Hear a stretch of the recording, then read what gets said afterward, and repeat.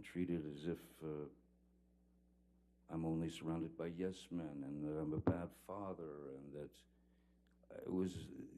these things were endless. They were endless, and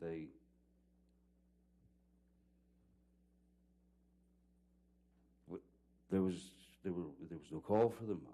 It's hard to understand why someone that is supposed to love you could be that cruel. And there's also times where you just say, okay, I'm gonna try to not have I won't fall for the argument. I won't participate in the argument. Because I knew where it would go, into her circular pattern of psychological abuse. Mr. Depp, what do you mean when you use the term blackout in this text message? Blackout.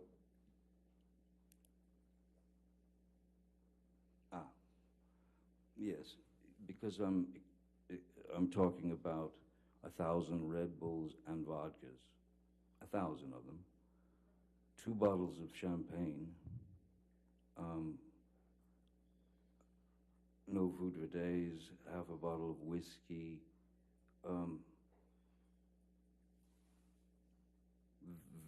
Those things, had that been all absolutely true, would have not only caused a blackout, but it would have caused a severe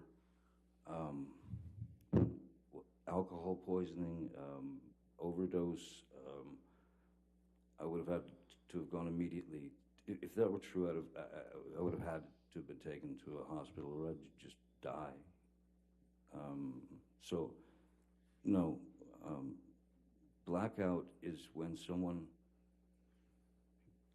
gets so drunk on alcohol, essentially, on alcohol. But the pills that I had my addiction, that I was addicted to, the roxycodone, which are very, very powerful opiates.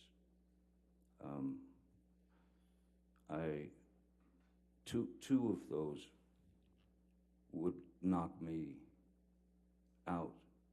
That is to say, so there's blackout, which is a person could be wide awake and wreaking havoc, or having a giggle in a blackout and never remember it. But when you are,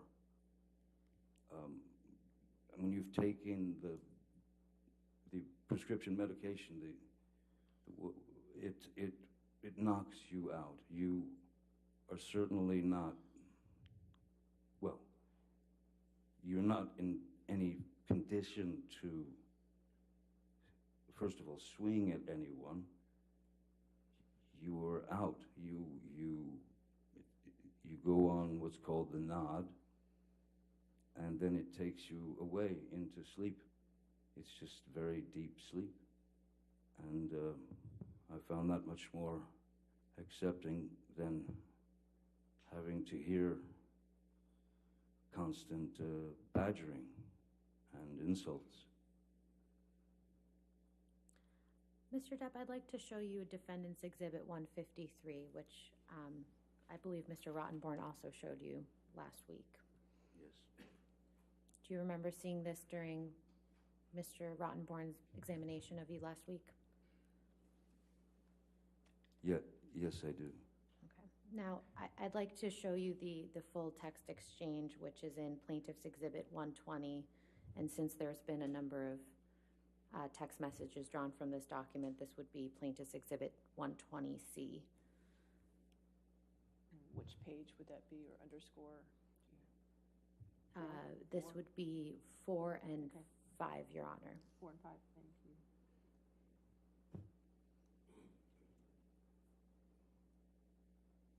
Mr. Depp, do you recognize these text messages? Yes, I do. Your Honor, I'd move plaintiff's 120C into evidence and ask that it be published to the jury. All right, 120C in evidence, publish. Mr. Depp, who are you communicating with in these text messages? In fact, though it says Marino, these are texts between my ex, that is to say, the Vanessa Paradis, the mother of my children. And this is again, abstract humor that we're conveying back and forth to one another. This was all, it was a joke. It certainly wasn't about Miss Heard. We didn't speak of her much together. Do you recall what you were talking about? I don't recall who it was. I don't recall who it was, but it was someone who had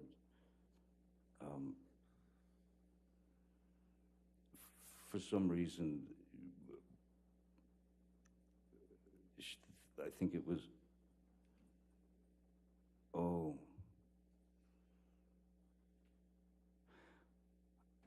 I think that the possibility is that 2013, it might have been, we had a nanny at one point, who in fact, we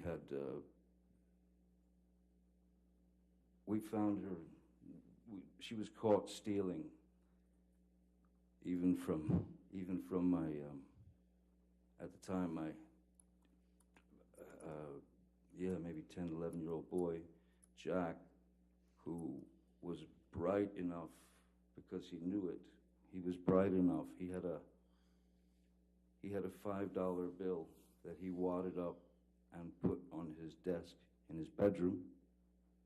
And when he came home from school... Your Honor, I'm just going to object on relevance. The question was, who was this about? Yeah, we can move on. Okay. Okay. Mr. Depp, I'd also like to show you Defendants Exhibit 143, which I believe Mr. Rottenborn also showed you last week. Do you remember seeing this email exchange?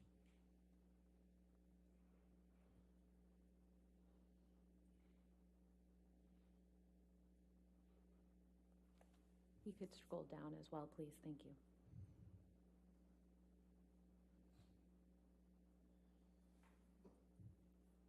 Oh, yes, yes, yes. Who are you exchanging these emails with? Stephen Duders, who was at the time was my assistant. And what are you and Mr. Duders discussing here?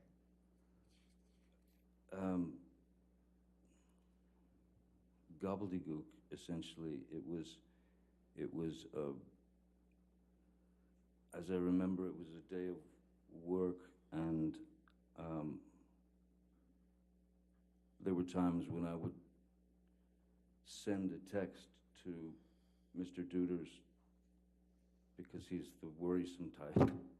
I would send him a text in jest, of course, and to get a rise out of him, to get some reaction out of him. So, I would tell him things like, I woke up and I'm bleeding profusely from the inside of my ear. Is that normal? It would be things like that. So this is exactly the same kind of thing. I think we were even referencing The Hangover, the film The Hangover, in part of this, about the Mike Tyson and sort of bizarre circus that I was telling him that I had in my room, and that there was blood everywhere. It was a joke to just sort of throw him off, worry him, and make. Ultimately, it was a joke, and we were laughing about it. Mr. Depp, what, if any, portion of this email exchange is literally true?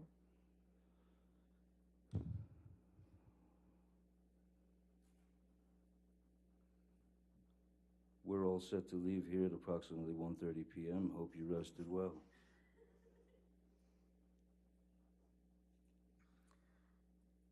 Mr. Depp, I'd like to talk to you about some text messages that Mr. Rottenborn showed you where you refer to the monster, and this is in the context of in conversations with that don't include Ms. Heard. Do you remember seeing some of those communications? Yes. First, I'd like to show you Defendants Exhibit 427, please, which is a text message from you to Jerry Judge.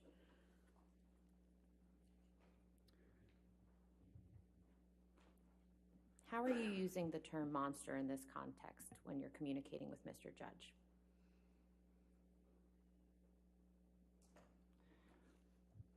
The monster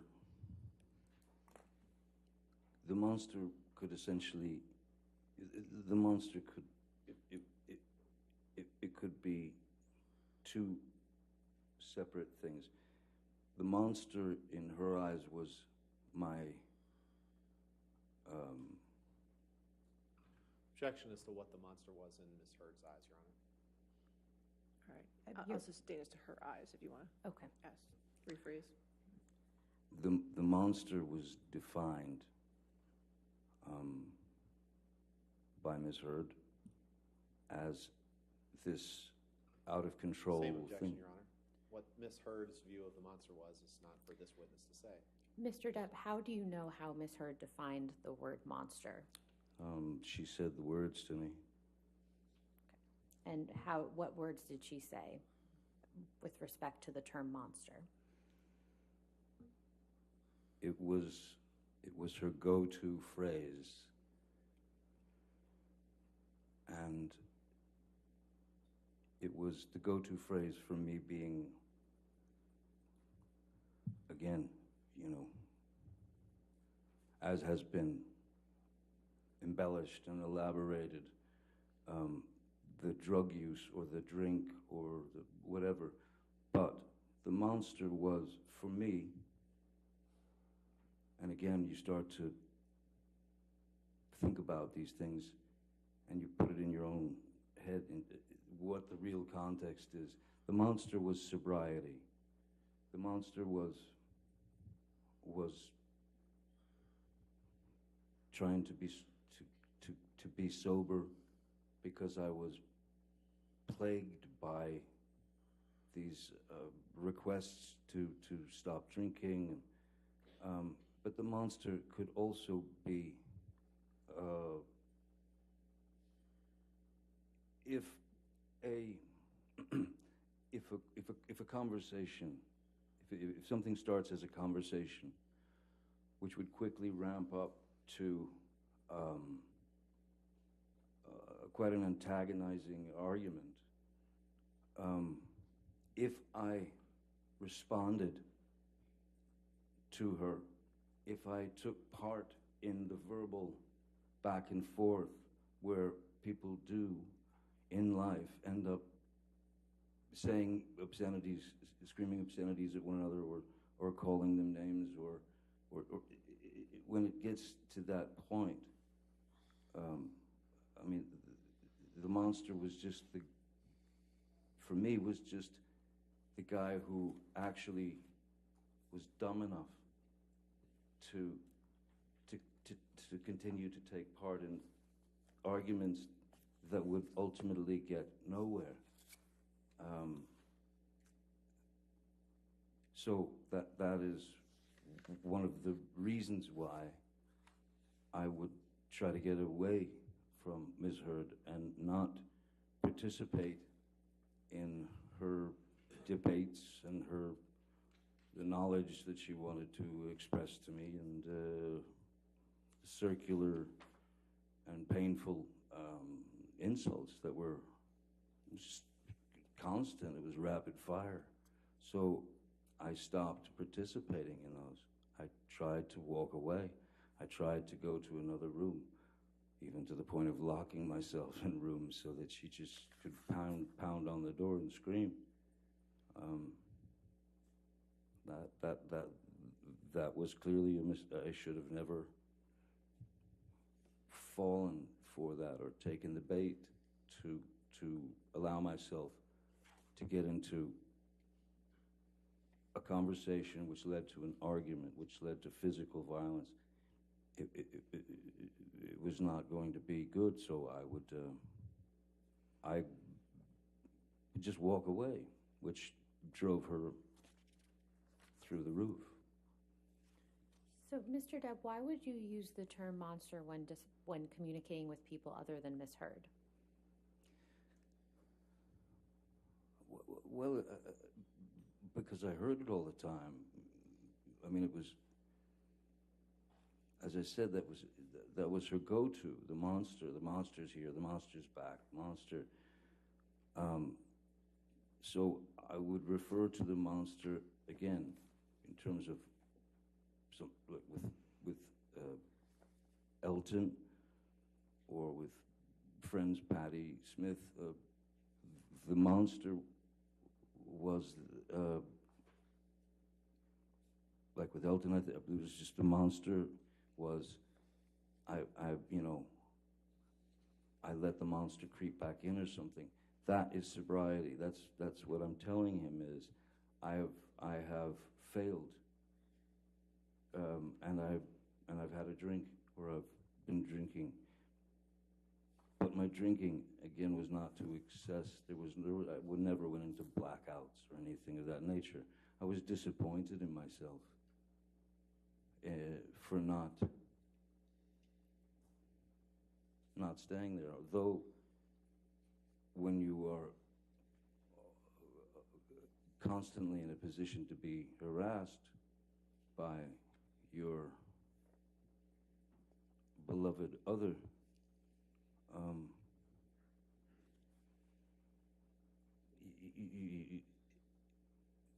what else could I do?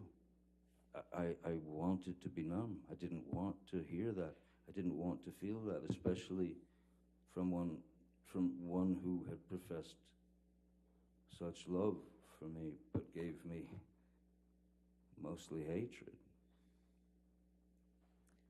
Your Honor, I'm about to switch subjects, so if this would be a good time for the lunch break. All right. We started a little later, so I don't mind going a little further. Okay. If you want to do that, go ahead. Mr. Depp, I'd like to show you Defendants Exhibit 161. I believe Mr. Rottenborn showed you this last week and again today. Yes. Do you recognize these text messages as between you and Miss Heard? Yes, I do.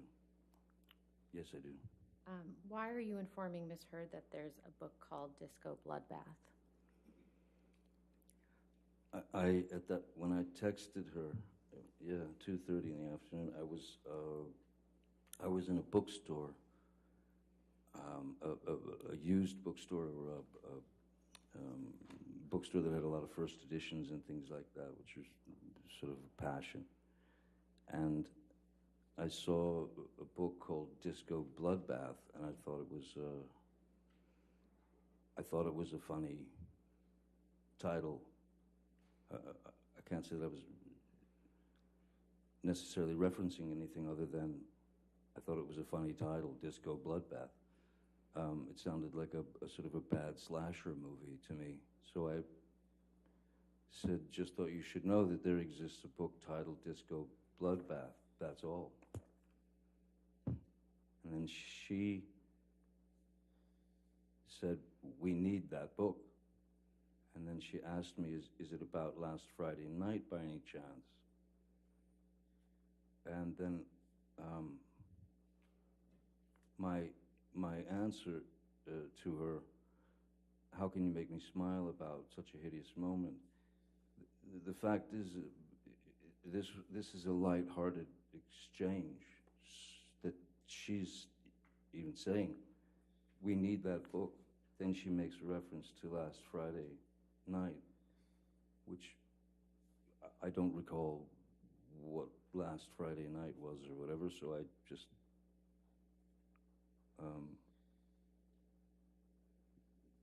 how can you make me smile about such a hideous moment?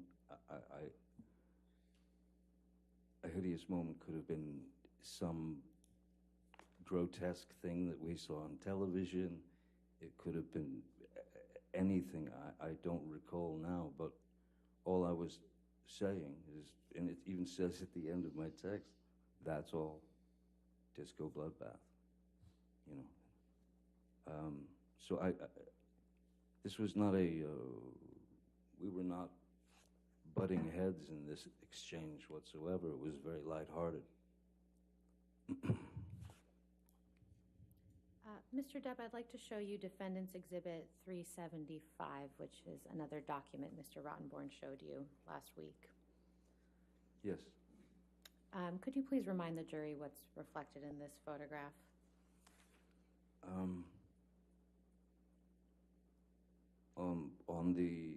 This is from Australia. On March 8th, I believe it was, where after my finger had been, the tip of my finger had been taken off, I began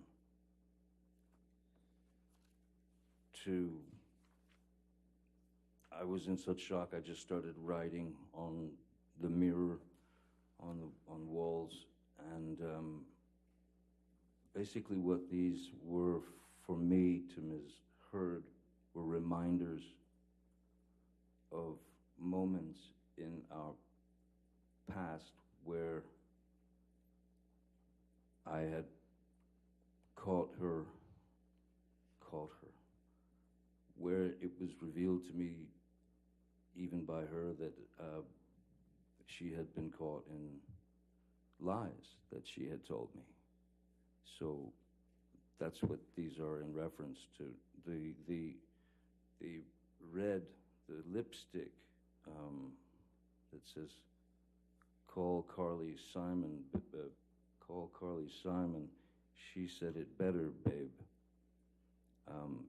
In reference to You're So Vain, I am imagining. But that's not, I didn't, the Carly Simon message is not mine, that's Miss Heard's. So let's just break this down a little bit. Who wrote the text that's in black on the mirror? That would be me. And what does that say? She loves, like naked Hollywood or something. An artist of, I don't know what the rest says, but what that is Ms. Heard had come to me and she was seemed to be seriously concerned about how she was being portrayed in Hollywood. She was concerned that because she had done films where there was kind of arbitrary nudity and things of that nature, she had voiced to me that she did not want to be, she didn't want to be looked upon that way in the industry. She wanted to be able to escape the chains of being objectified by the Hollywood system, which is a difficult thing for any woman, certainly, unfortunately. But she asked me, how can I avoid being stereotyped as the beautiful blonde who gets her breasts out or goes naked and has to shtuck people in movies, and I gave her my advice on it, on how to avoid it, which I thought was pretty accurate, and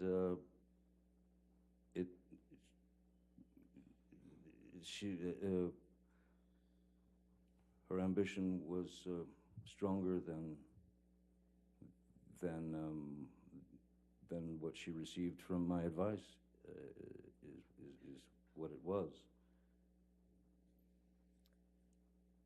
My advice that I thought long and hard about, because I did care for her and I did understand.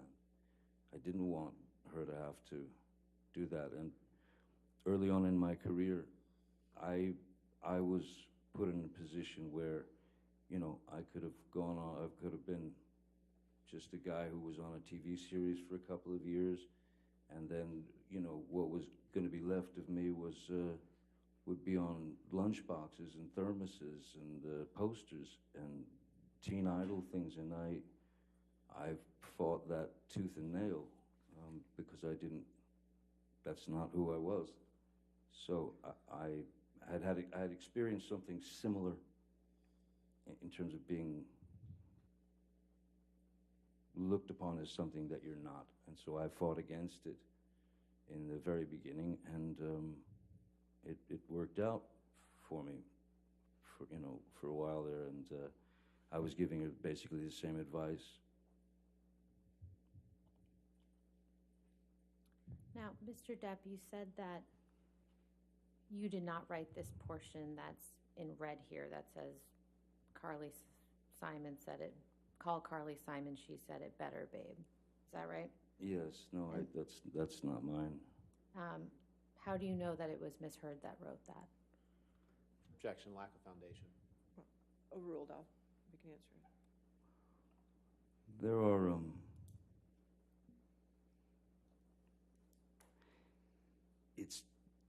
first it looks like it's trying to match my handwriting, but my handwriting is a lot more of a scribble.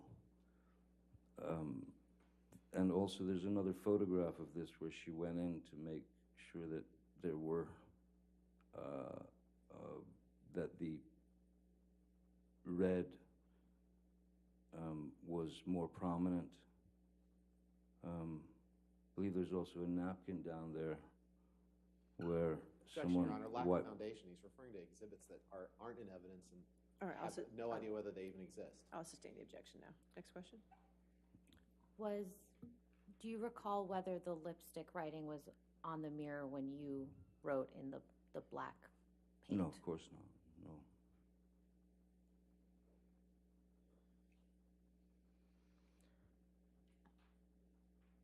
Mr. Depp, I'd like to show you one of the text messages that Mr. Rottenborn showed you concerning the injury to your finger. So if we could please pull up Defendants Exhibit 398.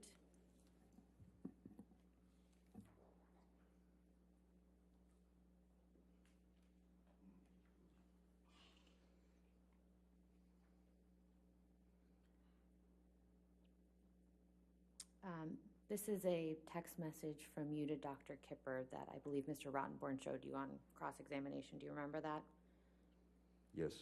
Okay. And why are you apologizing to Dr. Kipper in this message?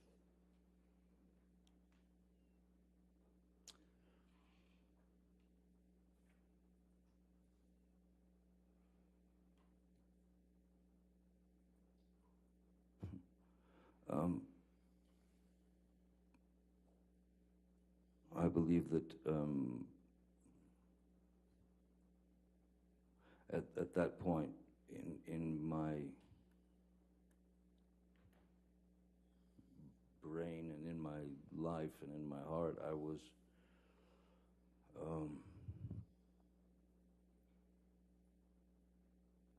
completely and utterly frustrated with how I was living my life, and I had had some